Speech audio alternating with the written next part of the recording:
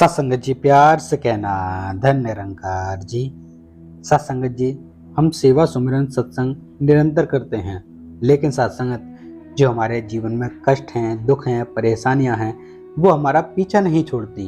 और सत्संगत फिर हम चिंतित हो जाते हैं, गुरु को शक भरी निगाहों से देखने लग जाते हैं कि हम तो गुरु की इतनी सेवा कर रहे हैं, संत महापुरुषों की भी खूब सेवा कर रहे हैं, सेवा सुमरन सत्संग भी निरंतर कर रहे हैं, लेकिन हमारे जीवन से दुख क्यों नहीं खत्म हो रहे। तो सत्संगत ये कहीं ना कहीं हमारे जो प्रारब्ध होते हैं उनका ही खेल होता है।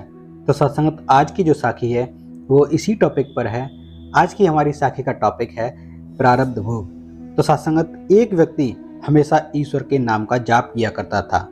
धीरे धीरे वह काफी बुजुर्ग हो गया, इसलिए एक कमरे में ही पड़ा रहता था। और जब भी उसे शौच स्नान आदि के लिए जाना होता था तो वो अपने बेटों को आवाज लगाता था और उसके सारे कार्य उसके बेटे कराते थे।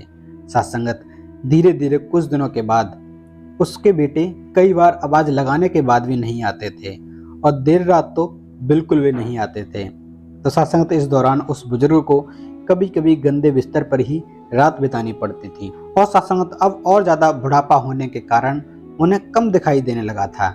एक दिन रात को निवृत्त होने के लिए जैसे ही उन्होंने आवाज लगाई, तुरंत एक लड़का आता है और बड़े ही कोमल स्पर्श के साथ उनको निवृत्त करवाकर बिस्तर पर लेटा देता है।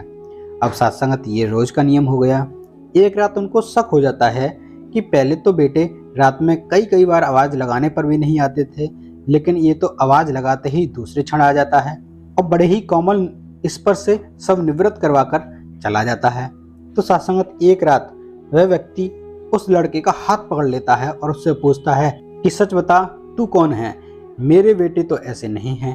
तो सत्संगत उसके कमरे में अंधेरा था और तुरंत ही एक अलौकिक उजाला हुआ और उस लड़के रूपी ईश्वर ने अपना वास्तविक रूप दिखाया। तो सत्संग वह व्यक्ति रोते हुए कहता है, हे प्रभु, आप स्वयं मेरी निवृत्ति के कार्य को कर रहे हैं। यदि मुझसे इतने प्रसन्न हो तो मुक्ति ही दे दो ना। तो सत्संगत प्रभु कहते हैं कि आप जो कुछ भी भुगत रहे हैं वो आपके प्रारब्ध हैं। आप मेरे सच्चे साधक हैं, हर समय मेरा नाम जप करते थे, इसलिए मैं आपके प्रारब्ध भी आपकी सच्ची साधना के कारण स्वयं कटवा रहा हूँ। व्यक्ति कहता है कि क्या मेरे प्रारब्ध आपकी कृपा से भी बड़े हैं? आपकी कृपा मेरे प्रारब्ध भी नहीं काट सकती? तो सत्संगत प्रभु उससे कहते हैं कि मेरी कृपा सर्वोपरि है, ये अवश्य आपके प्रारब्ध काट सकती है, लेकिन फिर अगले जन्म में आपको ये प्रारब्ध भुगतने फिर से आना होगा। यही कर्म का नियम है, इसलिए आपके प्रारब्ध मैं स्वयं अपने हाथों से कटवाकर इस जन्म मरण से आपको मुक्ति देना चाहता हूँ। तो सत्संगत ईश्वर कहते हैं प्रारब्ध तीन तरह के होते हैं, मंद, तीव्र तथा तीव्रतम।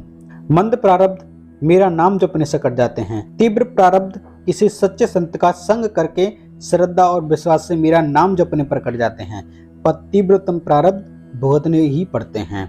लेकिन जो हर समय श्रद्धा और विश्वास से मुझे जपते हैं उनके प्रारब्ध में स्वयं साथ रहकर कटवाता हूँ और तीव्रता का एहसास नहीं होने देता। तो सत्संगत इसलिए कहते हैं कि प्रारब्ध पहले रचा, पीछे रचा शरीर, तुलसी चिंता क्यों करें, भजले श्री रघुवीर। तो सत्संगत इस साखी से आपको ये सीख मिली होगी कि हमारे जो प्रारब्ध के जो भोग होते हैं वो हमें हर हाल में इसी जन्म में भुगतने होते हैं। लेकिन जब हम ईश्वर का साथ ले लेते हैं, इस परमात्मा का साथ ले लेते हैं, तो सत्संगत हमारे कितने भी बड़े प्रारब्ध क्यों ना हो, ये स्वयं आकर के उन्हें कटवाता है और सत्संगत फिर हमारा जीवन सहज बनता चला जाता है। सत्संग जी, प्यार से कहना धन निरंकार जी।